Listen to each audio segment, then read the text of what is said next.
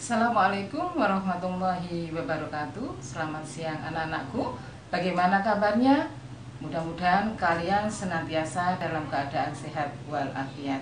Seperti yang kita ketahui bahwa untuk pembelajaran atau kegiatan belajar mengajar di sekolah tidak bisa dilaksanakan, ya, kita akan melaksanakan proses pembelajaran secara daring. Meskipun pelaksanaan pembelajaran ini dilaksanakan dengan sistem daring, kalian harus tetap semangat. Anak-anak, untuk di kelas 9 mata pelajaran seni budaya yang mengajar saya, Ibu Yuni Warmun Dayati. Tentunya untuk mata pelajaran nanti materinya ada seni rupa, ada seni musik, seperti pada waktu kalian di kelas 7 maupun di kelas 8. Nah, untuk materi di seni rupa, pertama kita nanti akan membahas mengenai seni lukis. Seni lukis. Untuk seni lukis ini nanti setelah kita akan mempelajari, diharapkan kalian mampu satu, mendefinisikan pengertian seni lukis. Yang kedua, menjelaskan tujuan berkarya lukis. Yang ketiga, mengelompokkan lukisan berdasarkan gaya atau aliran seni lukis. Kemudian yang terakhir nanti kalian bisa mengelompokkan beberapa lukisan berdasarkan tema tertentu. Marilah kita bahas satu persatu terlebih dahulu. Yang pertama adalah mengenai pengertian seni lukis. Tentunya istilah ini sudah tidak asing lagi bagi kalian.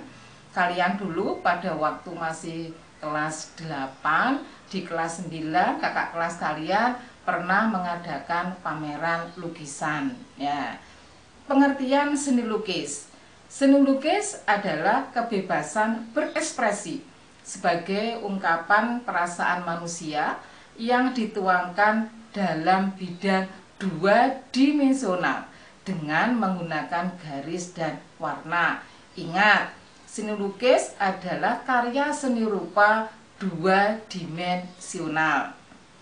Kemudian, melukis adalah kegiatan seni lukis di permukaan yang datar dengan melibatkan ekspresi, emosi, dan gagasan secara penuh. Jadi di sini ada dua bahasan, yaitu ada pengertian seni lukis dan kegiatannya dinamakan dengan melukis.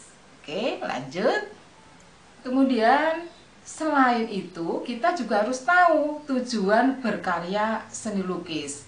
Tujuan berkarya seni lukis itu bisa dikelompokkan menjadi 4. Yang pertama yaitu tujuan religius. Kalau ada istilah religius, tentunya kalian sudah berpikir berarti karya ini bertujuan untuk keagamaan. Jelas. Jadi tujuan religius ini menjadikan lukisan yang dibuat sebagai bentuk untuk mendekatkan diri kepada Sang Pencipta sebagai pelindung dan penjaga pengampun dosa.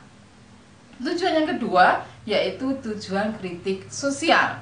Lukisan ini dibuat untuk bertujuan mengkritik atau menunjukkan ketidakpuasan terhadap pemerintah atau lembaga sosial atau penguasa setempat, di mana ide lukisannya bisa kesenjangan sosial, peristiwa politik, ketidakberdayaan, serta perilaku kehidupan lain yang terjadi di masyarakat.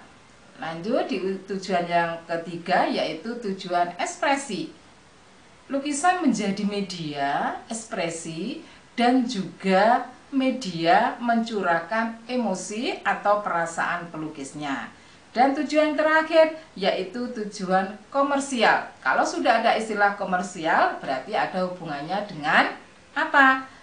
Dengan keuntungan atau istilahnya lukisan itu dibuat untuk kepentingan komersial, yaitu misalkan saja lukisan-lukisan yang ada di pasar itu banyak sekali yang menggambar pemandangan. Nah, berarti bentuk dan gaya lukisannya itu jelas cenderung mengikuti pasar. Ya, sudah, ini adalah tujuan berkarya lukis. Kemudian aliran atau gaya seni lukis.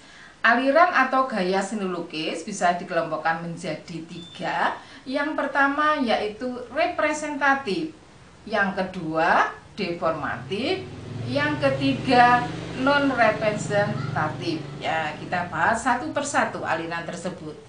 Yang pertama yaitu aliran representatif. Apa sih maksudnya representatif ini? Representatif adalah perwujudan gaya seni rupa menggunakan keadaan nyata pada kehidupan manusia dan gaya alam, di mana gaya representatif ini bisa dikelompokkan menjadi 3. Yang pertama yaitu aliran naturalisme, di mana penggambarannya alami atau sesuai dengan keadaan alam secara nyata, misalkan gambar pemandangan dan lain sebagainya. Kemudian yang kedua realis, memandang dunia ini apa adanya tanpa menambah atau mengurangi objek, penggambarannya sesuai dengan kenyataan hidup. Dan yang ketiga adalah romantik.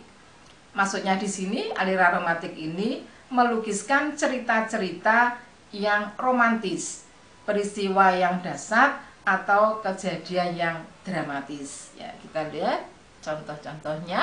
Ya, ini ada 3 contoh, 3 aliran. Yang pertama adalah naturalisme, menggambarkan suatu natural alam.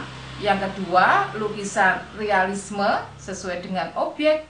Kemudian ada lukisan romantik, menggambarkan tentang sesuatu atau peristiwa yang dahsyat.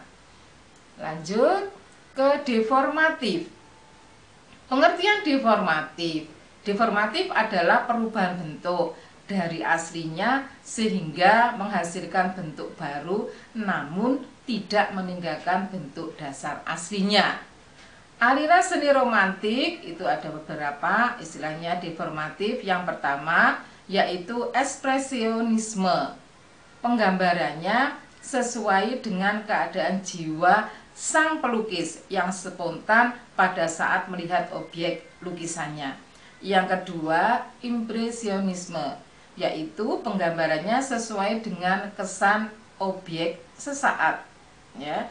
Kemudian yang ketiga ada surrealisme, yaitu menggunakan bentuk dan warna di dalam mimpi, seperti alam mimpi. Kemudian yang keempat, kubisme, di mana lukisannya, penggambarannya berupa bidang persegi 4 atau bentuk dasarnya kubus. Yang terakhir yaitu ini ada belum terakhir. Ini adalah sebagian contoh-contoh yaitu karya lukisan dengan beberapa aliran tadi. Ada lukisan ekspresionisme, ada lukisan impresionisme, ada lukisan surrealisme, ada lukisan kubisme. Aliran non representatif. Ya, pengertiannya di sini adalah perwujudan aliran seni lukis yang menekankan pada unsur-unsur formal, unsur rupa dan prinsip estetik atau keindahan. Gaya seni non representatif berupa susunan garis, ada bentuk, ada bidang dan warna, di mana lukisan ini terbebas dari bentuk alam. Itu adalah penjelasan mengenai aliran seni lukis. Ini contohnya aliran seni lukis representatif. Jadi bentuknya menyimpang dari keadaan alam. Lanjut kita ke tema seni lukis. Tema-tema di dalam pembuatan karya seni rupa murni itu bisa dibedakan atau dikelompokkan menjadi 6. Yang pertama yaitu manusia dengan dirinya sendiri, manusia dengan manusia lain, manusia dengan alam sekitarnya, manusia dengan alam benda, manusia dengan aktivitasnya, manusia dengan alam khayal. Nah, kita bahas satu persatu. Yang pertama, manusia dengan dirinya sendiri. pelukis di dalam perwujudannya atau membuat lukisannya melukis dirinya sendiri. Misalkan Afandi itu melukis potret diri sendiri. Yang kedua, manusia dengan manusia lain. Manusia dengan manusia lain, seorang pelukis itu melukis misalkan ibu, misalkan anak, misalkan tokoh, dan lain sebagainya. Yang ketiga, manusia dengan alam sekitarnya. Alam sekitarnya adalah kekayaan yang tidak akan habis dibuat sebagai ide atau objek. Alam sekitarnya misalkan bisa gambar pemandangan, pemandangan itu bisa pemandangan pegunungan, bisa pantai, kemudian bisa maksudnya di sini adalah pemandangan yang bernuansa alam. Yang keempat yaitu manusia dengan alam benda. Nah, di sekitar kita banyak sekali benda-benda yang bisa digunakan objek untuk menggambar atau sebagai ide atau gagasan. Yang kelima, manusia dengan aktivitasnya. Manusia itu aktivitasnya banyak sekali. Bisa ada aktivitas di pasar, bisa ada di sawah, bisa ada di pantai, dan lain sebagainya. Nah, dari kegiatan atau aktivitas tersebut bisa dipakai sebagai ide atau objek pelukis. Yang terakhir yaitu manusia dengan alam khayal. Maksudnya alam khayal di sini adalah alam mimpi. Ya, mungkin pada waktu pelukisnya itu bermimpi atau apa, mereka menuangkannya di dalam sebuah lukisan. Nah, anak-anak, untuk pembahasan seni lukis yang mulai dari pengertian, kemudian tujuan, aliran, dan tema sudah kita bahas. Apabila kalian ingin menambah wawasan, kalian bisa browsing di internet dari materi yang sudah Ibu berikan. Nah, anak-anak, untuk tugasnya, karena kalian sudah mempunyai buku paket seni budaya, tolong nanti dipelajari, tolong nanti dibaca, budayakan membaca untuk anak-anak ya. Kemudian tugas yang harus kalian kerjakan, yang pertama yaitu kalian tulis pendapatmu ya, menurut pendapat kalian masing-masing tentang pengertian seni lukis. Kemudian yang kedua, di halaman 9 buku paket ini ya, kalian buat kolom persis yang ada di buku ini. Kemudian nanti tugasnya ditulis di kertas lembaran, kemudian nanti dikumpulkan dengan cara difoto tugas itu, kemudian kirimkan ke saya. Dan untuk materi selanjutnya, untuk pertemuan berikutnya, kita nanti akan membahas mengenai alat, bahan yang digunakan untuk melukis. Dan kita akan bahas juga tentang teknik-teknik melukis. Nah, sekian dulu apa yang sudah bisa kalian kerjakan nanti, tolong segera dikerjakan, jangan menunda tugas ya. Meskipun kalian bekerja di rumah, tetap harus semangat. Sampai di sini dulu, kita nanti bertemu di pertemuan berikutnya. Akhirul kalam, wassalamualaikum warahmatullahi wabarakatuh.